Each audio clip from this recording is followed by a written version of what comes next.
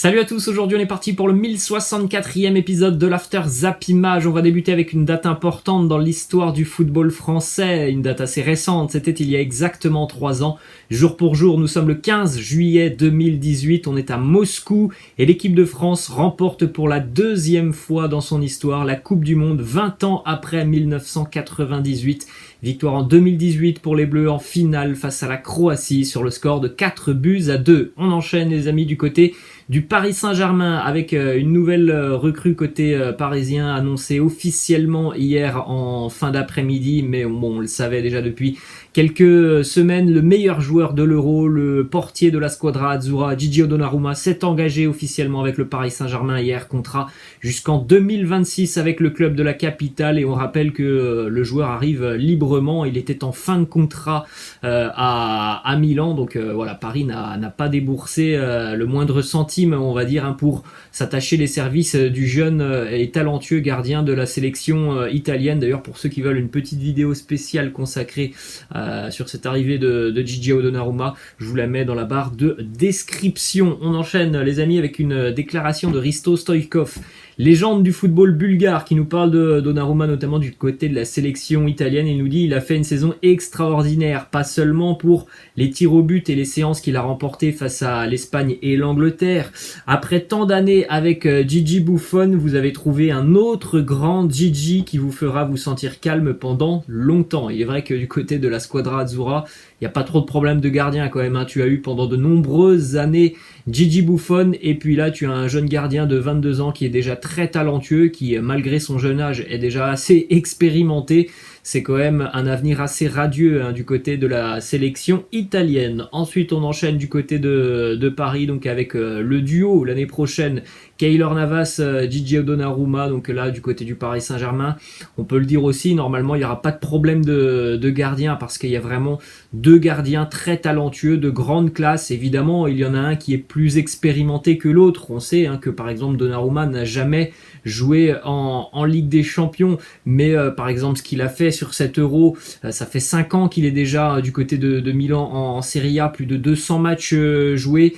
Ça fait aussi très longtemps, 5 ans je crois d'ailleurs, qu'il est aussi du côté de la sélection italienne. Donc malgré son jeune âge, ça reste quand même un gardien qui a quand même déjà pas mal d'expérience. Ensuite, on continue avec cette information du quotidien Le Parisien, qui annonce que Mauricio Pochettino pourrait alterner au niveau du poste de gardien de but l'année prochaine. Il y a deux options à l'heure actuelle du côté du Paris Saint-Germain. La première, instaurer une hiérarchie claire entre les deux portiers. Bon, c'est très simple, il y en a un qui est numéro 1 et l'autre est numéro 2. Ou la deuxième option, Keylor Navas qui joue la Champions League et Donnarumma qui joue les matchs de Ligue 1. Alors personnellement, je ne crois absolument pas en cette deuxième option. Rendez-vous compte, Keylor Navas, il se contenterait d'une petite dizaine de matchs dans l'année. Ça me paraît inimaginable du côté du Paris Saint-Germain. Je pense tout simplement que, comme quasiment partout, il y aura une hiérarchie claire du côté du Paris Saint-Germain, c'est-à-dire un numéro 1 et un numéro 2. Ensuite, on continue les amis avec une première information sur le premier match amical du Paris Saint-Germain qui jouait hier matin face au Mans. Une victoire pour le PSG sur le score de 4-0, avec notamment un but pour Mauro Icardi, un but pour Ismaël Garbi, un but pour Fadiga et un but aussi pour Xavi Simons. Achraf Hakimi était la seule recrue parisienne à être présente hier. Il s'est d'ailleurs offert une passe décisive pour le jeune Tunisien Ismaël Garbi. Belle petite image d'ailleurs de cette accolade entre Achraf Hakimi et Ismaël Garbi. Ensuite, on enchaîne toujours du côté de Paris avec une information mercato. C'est sorti hier du côté de l'Italie et notamment du quotidien Tuttosport. Ça a été repris notamment ce matin par RMC Sport. Le PSG a transmis une offre de 40 millions d'euros à l'AC Milan pour s'attacher les services du latéral Théo Hernandez. À l'heure actuelle, l'offre a été refusée par les Rossoneri, mais Paris pourrait revenir à la charge du côté de Paris. On sait que notamment ce poste de latéral, il est un petit peu problématique avec un Juan Bernat évidemment qui va revenir, mais est-ce qu'il va revenir en pleine forme, en pleine possession de ses moyens? Ça, on peut en douter évidemment après une telle blessure, et une blessure très très longue. On a un Layvin Kurzawa qui est sur le départ, donc évidemment du côté de Paris, ce poste de latéral est toujours aussi une option pour pour se renforcer sur ce mercato estival. Ensuite, on va du côté d'Angers, une petite information hier sur le SCO Angers qui devait affronter le club d'Avranches en match amical. Ce match n'a pas eu lieu, tout simplement parce que le bus qui transportait les joueurs d'Avranches est tombé en panne. Donc au final, les joueurs du SCO ont fait une opposition entre eux. Ensuite, direction les Girondins de Bordeaux avec les joueurs que Gérard Lopez souhaiterait voir partir de Gironde cet été. Alors la liste elle est très très longue du côté de Bordeaux. Jimmy Briand, Paul Bays, Thomas Basic, Otavio, Kalou, Wang, Josh Maja, Benito, Pardo, Bellanova. Donc du côté de Bordeaux, on souhaite dégraisser l'effectif. On espère récupérer une 40aine de millions d'euros avec les ventes de ces joueurs. Voilà, ça sent encore un petit peu la saison particulière du côté des Girondins de Bordeaux. On est quand même le 15 juillet. On a l'impression qu'une grande partie de l'effectif va être décimée. Donc c'est pas une très bonne nouvelle évidemment pour travailler dans la stabilité. J'espère que ça se passera bien pour les Girondins cette année. Ils ont déjà beaucoup galéré la saison dernière. Ensuite, une petite information du côté de l'Olympique de Marseille, c'est désormais officiel. Là aussi, on en parlait depuis quelques jours, voire quelques semaines. Le défenseur brésilien Luan Pérez s'est engagé officiellement hier avec l'Olympique de Marseille. Un contrat de 4 ans pour le jeune défenseur qui arrive en provenance de Santos. Défenseur assez polyvalent puisqu'il peut évoluer en tant que latéral. Il peut aussi être utilisé en tant que défenseur central du côté du Brésil, on en dit le plus grand bien. Ensuite, on va du côté de Nice avec une double déclaration de l'entraîneur des Aiglons, Christophe Galtier, qui premièrement répond à la question d'un journaliste: est-ce que vous êtes déçu d'avoir quitté Lille de cette manière? Il nous dit: je vais la faire courte, cela reflète l'état d'esprit de certains.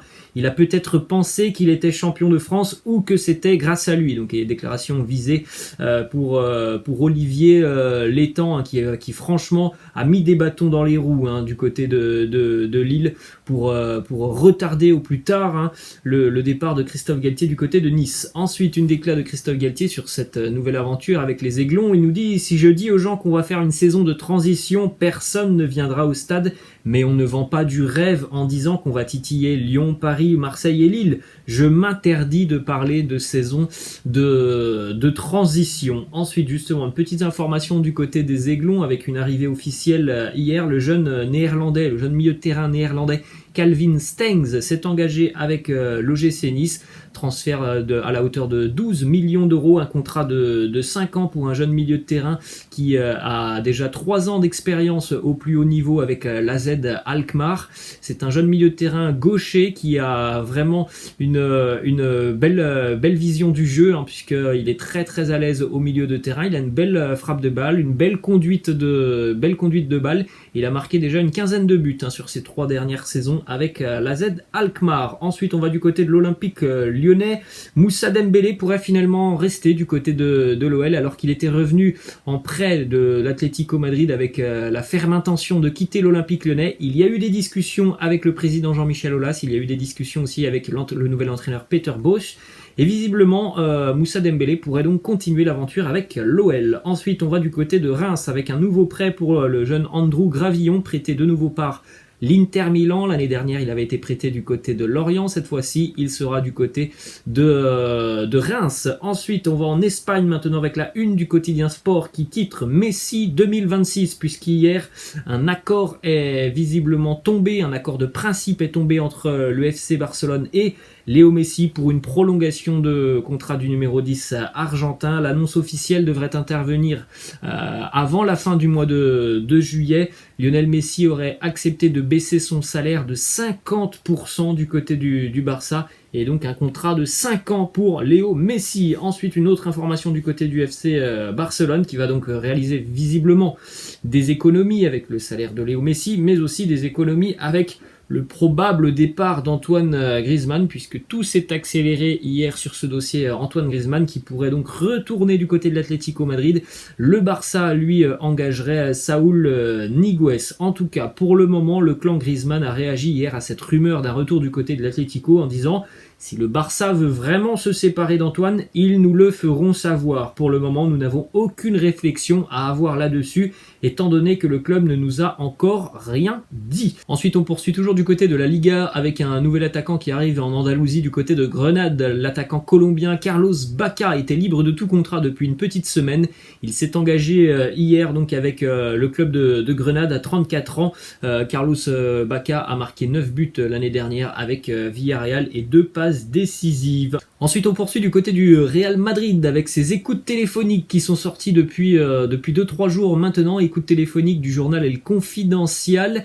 Alors, ces écoutes téléphoniques datent d'il y a quelques années, notamment les déclarations du président du Real, Florentino Pérez, sur Cristiano Ronaldo. Elles datent de 2012, donc évidemment du côté du Real on a déjà déposé plainte contre le journaliste du journal El Confidencial, Florentino Pérez, qui tacle notamment Cristiano Ronaldo, il tacle Iker Casillas, il tacle aussi Jorge Mendes, l'agent de Cristiano Ronaldo. Bref, il s'en est pris un petit peu à tout le monde. Vous avez par exemple cette déclaration sur Cristiano Ronaldo, donc c'était en 2012, il nous dit: Cristiano, ce type est un imbécile, un malade, il est fou, vous pensez que ce type est normal, mais il n'est pas normal, sinon il ne ferait pas toutes les choses qu'il fait. Bon, c'est quand même des déclarations très très spéciales de la part de Florentino Pérez. Ensuite, on prend la direction de la Juventus maintenant avec la Juve qui a reçu des offres pour Federico Chiesa. Offre de Chelsea, 100 millions d'euros offerts par les Blues de Chelsea.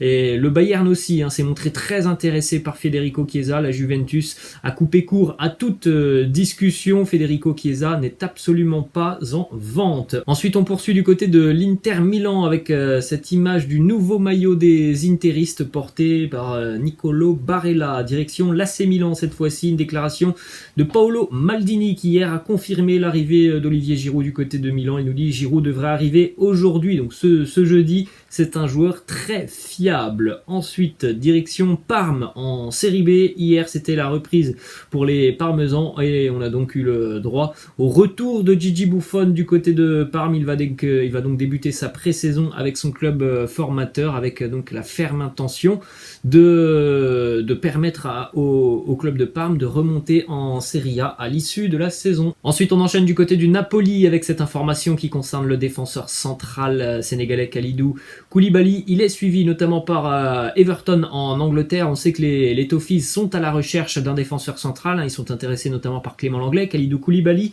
Visiblement, Everton serait prêt à transmettre une offre de 35 millions d'euros au Napoli. C'est très très loin des exigences demandées par Aurelio De Laurentiis, le président du Napoli, qui attend au moins 60 millions d'euros pour libérer le défenseur central. Ensuite, information dont on a parlé hier, Tottenham et le FC Séville ont bien trouvé un accord pour le transfert de Jules Koundé. Seul problème, c'est que Jules Koundé ne veut pas s'engager du côté de Tottenham. Il attend d'autres offres, donc pour le moment c'est le point mort et c'est plutôt, on va dire, le pessimisme qui règne dans ce dossier Jules Koundé du côté de Tottenham, puisque le joueur ne privilégie pas cette piste des Spurs. Ensuite, une belle petite image du côté de Liverpool, pré-saison aussi du côté des Reds, on travaille pour évidemment aller, pourquoi pas, de nouveau chercher un titre de champion d'Angleterre cette saison avec Virgil van Dijk sur le vélo, Mohamed Salah aussi sur le vélo. Ça me fait plaisir de revoir Virgil van Dijk après cette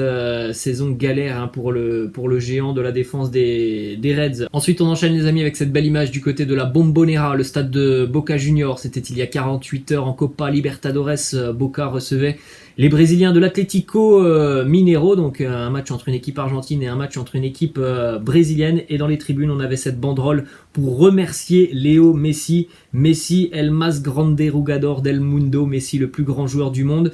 C'est assez fou de se dire qu'on a eu quand même une banderole sur Lionel Messi, un joueur qui n'appartient pas du tout à Boca Juniors. Messi est lié aux Newell's Old Boys. Il y a beaucoup d'animosité entre clubs en Argentine, entre supporters, donc entre Boca et Newell's, et pourtant on a eu cette banderole pour remercier Léo Messi dans les travées donc de la Bombonera. Évidemment, tout le peuple argentin est très très fier de Léo Messi et de la bande à Lionel Scaloni. On enchaîne les amis du côté de la sélection anglaise avec cette info du quotidien Sky Sports qui annonce que 2 hommes ont été arrêtés depuis mardi pour avoir publié des insultes racistes envers certains joueurs anglais à l'issue de la finale de l'Euro 2020 perdue par les Three Lions. Ensuite, on poursuit toujours du côté de l'Angleterre avec depuis le début de semaine pas mal de graffitis, de fresques pour soutenir les joueurs qui ont été victimes d'insultes racistes, pour soutenir aussi les joueurs qui ont été victimes d'insultes parce que l'Angleterre a perdu cette finale. Et bien cette fois-ci, c'est le quotidien Sport Bible qui a laissé une grande fresque murale sur ses bureaux avec ce message: ne t'excuse pas pour la personne que tu es, avec la présence de Bukayo Saka, Marcus Rashford et Jadon Sancho. On va terminer cet épisode, les amis, avec une question de fin très très simple à l'heure actuelle. Quel est pour vous le joueur qui mérite de remporter le Ballon d'Or? Pour moi c'est très simple, on en a parlé il y a quelques instants. Lionel Messi. Voilà les amis, la fin de cet After Zapima. J'espère que ça vous a plu. N'hésitez pas comme d'habitude à lâcher un petit pouce bleu. Je vous laisse, je vous dis à la prochaine. Ciao.